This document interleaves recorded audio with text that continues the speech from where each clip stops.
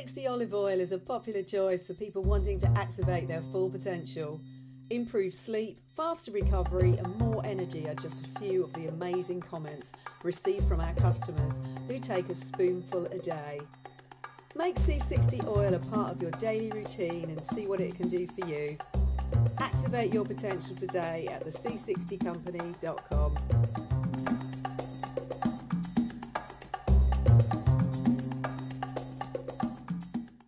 I'm going to start this week with, well, the obvious story because it's dominated everything, and that's the coronavirus in China. And just to show you how easy it is for the few to control the world, some people apparently believe that this coronavirus is connected to the beer of the same name. But I've got some news for them. It's actually not the cause of the coronavirus. It's the cause of Lyme disease. It's all those limes they stick in the top of the bottle, you know. So that's sorted that out.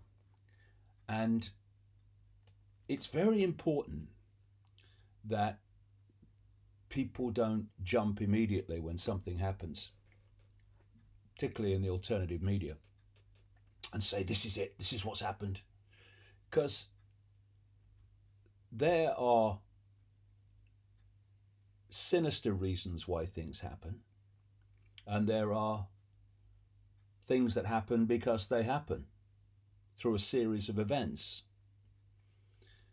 And so it's very important that you hold back and you let the information start to circulate from different sources, and then you start to see the pattern.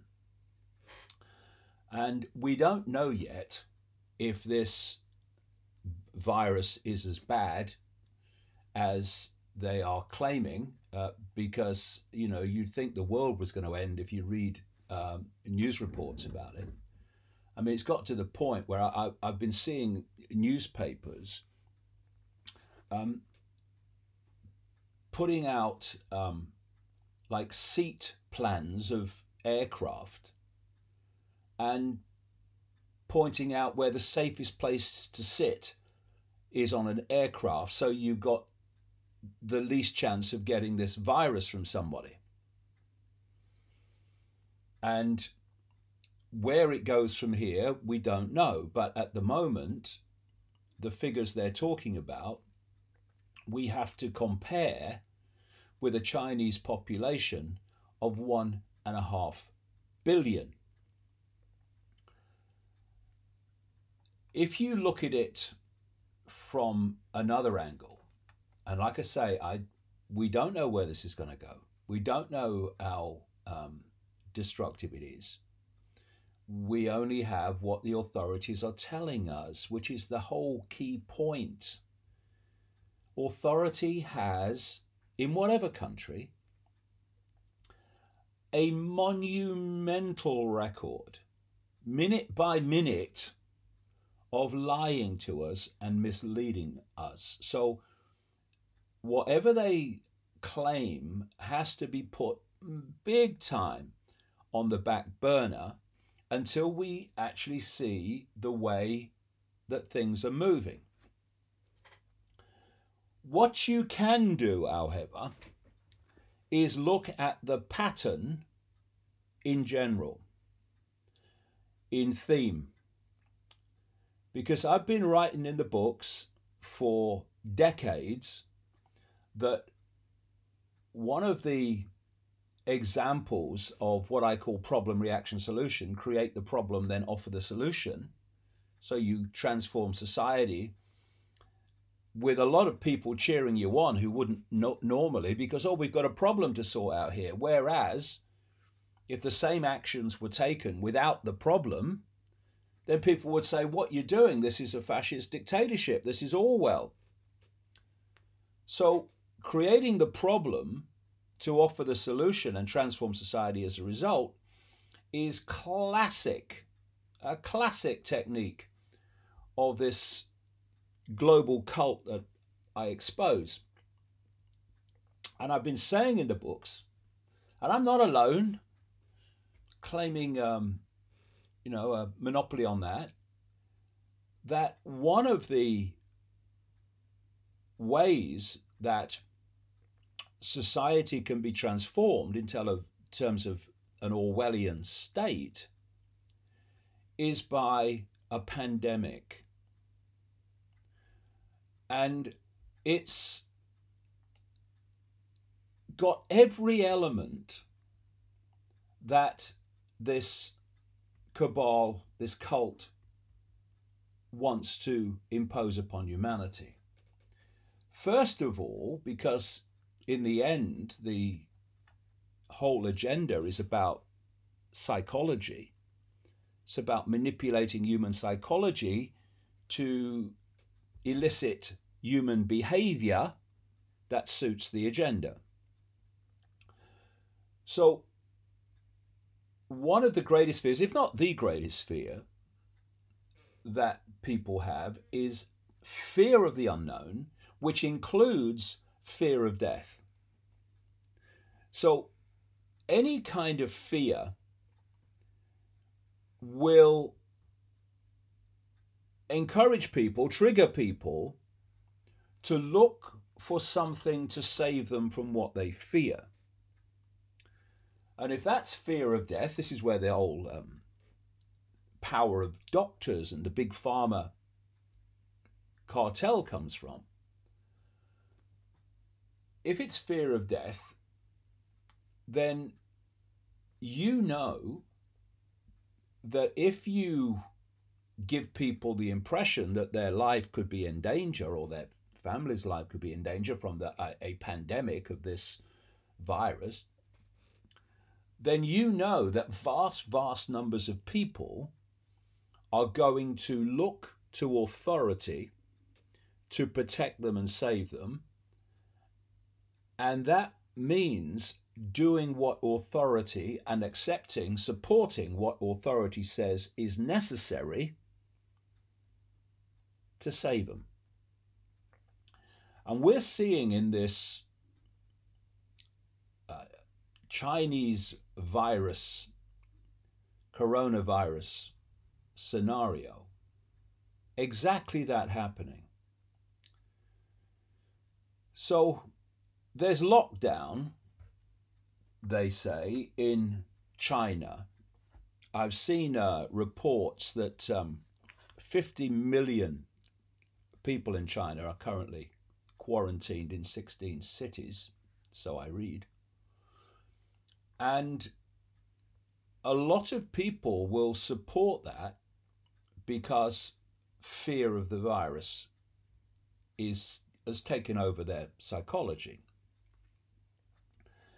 And now we're seeing, we've got cases in the United States, we've got cases here, we've got cases there. And so they're moving out this fear of the virus into more and more countries. And like I say, we'll have to see where this goes, because we've had the SARS virus scare, we've had the Ebola virus scare, we're all gonna die. But funnily enough, we never did. That is not to say that eventually is planned a pandemic which will have devastating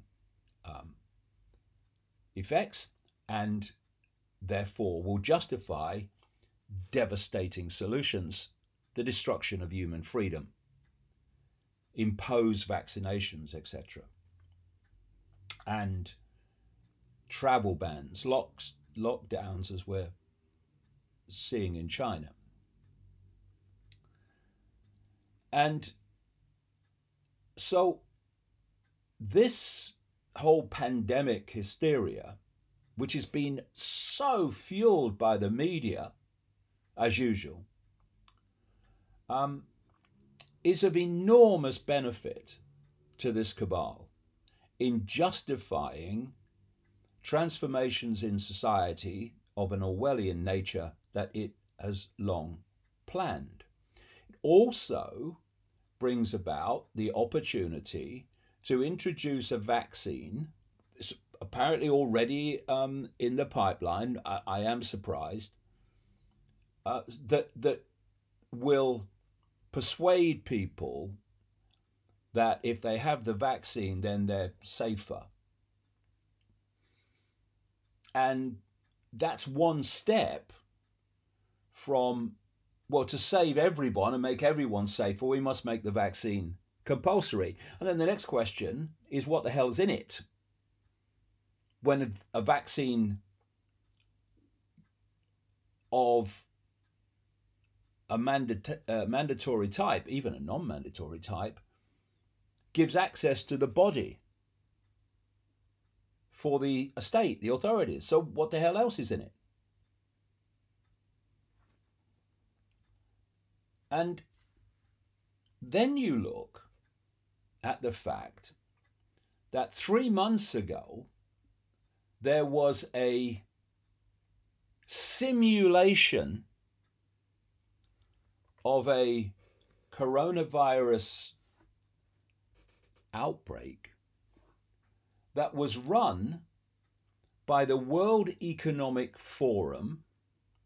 This is the Davos operation, which is the gathering of the 1% and those directing the very agenda for global Orwellian control that I'm talking about. Also involved was the Bill and Melinda Gates Foundation. And as I've said in the books many times, if Bill Gates is funding it, it's bad for humanity. If Bill Gates is involved in it, it's bad for humanity. And the list to confirm that is very long indeed. And also involved was Johns Hopkins University. And they ran 3 months before this virus scare a, quote, pandemic simulation. It was called Event 201 and specifically focused on the coronavirus. It played out a scenario in which the virus spread in South America. It was blamed on animal to human transmissions. Well, this coronavirus in China has been blamed on animal-human transmissions. Eating bats and snakes is the official line. But in the area of China where this virus supposedly emerged, Wuhan, that's home to 2 Chinese government biohazard laboratories dealing with the very viruses, etc., that we're talking about. Now that, not to put too fine a point on it, and to state the obvious, is a bloody big coincidence. So the conclusion of this Bill Gates World Economic Forum exercise was that national governments were nowhere near ready in dealing with something like this. And the simulation projected 65 million deaths worldwide. Now, if you reach that figure, by the time you got anywhere close to that figure, human freedom would be kaput. So this is an article at the Activist Post website, which is saying Event 201 played out almost exactly as it's been happening in China. some very disingenuous or perhaps rather stupid people, the article says, have been arguing that this kind of thing is, quote, normal, claiming that we are lucky that the elites have been running simulations in advance in order to save us from this coronavirus outbreak. Really? These are the people, the very people, who have an agenda for a massive reduction in the global population. These are the people and the families going back that were behind eugenics. These are the people, the 1%, who are so hoarding the wealth and manipulating the world economy that they are causing, by their actions every single day, stunning numbers of people to depart this world through hunger, through disease. And these are the very same people who we're asked to believe were setting up this scenario, this simulation, because out of the goodness of their hearts, they wanted to protect people. And this is the same group, Bill Gates not least, in the front line, that are pushing vaccinations on people worldwide, not least in so-called developing countries. Why? Because apparently they care so much about the poor and needy in developing countries.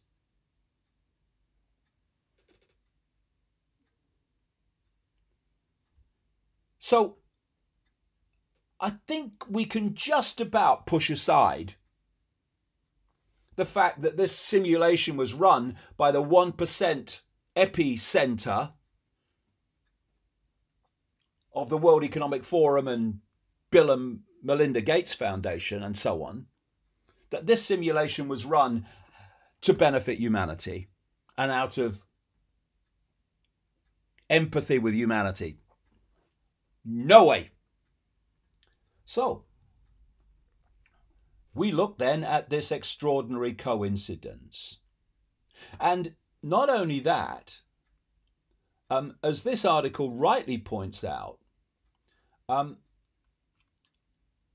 you look at the fact that before almost every major crisis event and terrorist attack and people going crazy with guns, all of it, for decades now, the authorities have been running simulations for exactly that event right before it happened. I have described, detailed the background in the books to so many of these things. It's extraordinary as a recurring theme that there is a scenario run by the authorities over something, and then that something happens in the place where the scenario is being played out. How many times have simulations of gun attacks suddenly turned into the real thing? So this Davos cabal simulation is clearly something that has to be taken big time into consideration when we look at what this coronavirus hysteria is really all about. And the other thing, of course, is that if this thing keeps going on and does keep expanding, well, it's going to have a big effect on the global economy. Already we're seeing flights cancelled to China, and obviously if what we're being told is true about what's happening in China, then it's going to have a big effect on the Chinese economy, which is absolutely fundamental now to the global economy. And it just so happens that the same cabal at Davos want to transform the global economic system into a centralized system that they control even more than they do now. We're seeing climate change being used as an excuse to do that. Prince Charles recently at Davos made a speech calling for the world economy to be transformed to save the world from climate change. We have the Pope, another asset of this cabal, saying the same. And to transform the economy, you need economic collapse, really, because then once the status quo has collapsed, you can rebuild the status quo in the image that you want. This is classic problem, reaction, solution. So these happenings in China over this virus have every box ticked for what this cabal wants. And we need to look at those events in that light to really understand the implications for humanity that potentially, we have to see where it goes, potentially have catastrophic consequences for human freedom if this goes on. And, you know, I've quoted many times a guy called Dr. Richard Day, big-time Rockefeller family insider, who was an executive of Planned Parenthood, which started out in the eugenics movement with the very same families I'm talking about. And he addressed pediatricians in Pittsburgh, Pennsylvania in 1969 and told them how the world was going to change. In effect, because what he represented was going to change it. And the accuracy of his predictions in the light of present day is absolutely fantastic. I published them in length in a book called Phantom Self. And one of the things he talked about was injecting diseases in vaccination programs and using diseases to justify the transformation that they want. So we need to watch this like a hawk with a telescope, really, and not fall into fear. Because fear, the moment you fall into fear, you start giving your power away. That'll be the bloody day. And of course, one of the organizations apparently involved in this simulation, so I read, was Johnson & Johnson, which is one of the cabal asset corporations that is involved in developing this vaccination. And there's one other thing that I'll mention about this, which again, it's all psychology. When there's a few of you and you want to control billions, then you have to get the billions to control themselves. And again, because of the nature of human programming, perceptual programming, where, you know, I've traveled all over the world. I've been everywhere, man, and all that stuff. And no matter what the culture, no matter what the dominant religion, you see the same press enter reactions everywhere, where something happens and you pretty much know how people are going to respond to it, just like pressing enter on a computer. And what happens when you frighten people into fearing health consequences, which comes, of course, from fear of death, is that you put them in survival mode. And survival mode means repelling all borders and possibilities that might threaten that survival. Again, the part of the brain that kicks in with this stuff is the reptilian brain. And so we have this story, unbelievably predictable, which again fits in to this whole scenario of centralized dictatorship using the population to control itself. The headline says, "The coronavirus vigilantes. Chinese villagers dig up roads and arm themselves with spears to prevent Wuhan residents from escaping into their communities." Villages around the epicenter of China's coronavirus outbreak are flocking to prevent residents from the largely quarantined province from fleeing into their land. Videos and pictures circulating on social media purport to show frightened locals living near the border of this, where the outbreak started, resorting to various methods, including destroying roads and using weapon-wielding guards in a desperate bid to stop people escaping from the other side. And this is what happens, because fear becomes hysteria. And what happens when you are in an emotional, in this case, fear-based state?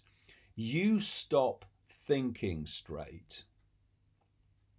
And so lots of things happen which wouldn't be happening if you were not consumed by fear and the perceived need to survive. So like I say, the numbers so far, I'm not saying they're not going to rise and rise and rise. We don't know that. But at the moment, the numbers involved, the number of people who've died from this, when you compare it with a Chinese population of 1.5 billion, the hysteria being promoted in the media is absolutely not justified. And it has all the hallmarks of a problem reaction solution to either drive this whole Orwellian global agenda, or to be another stepping stone on the road to it. And we shall have to see which it is. But when I look at it, from 30 years of tracking this cult, red flags and bright flashing red lights are going off in every direction.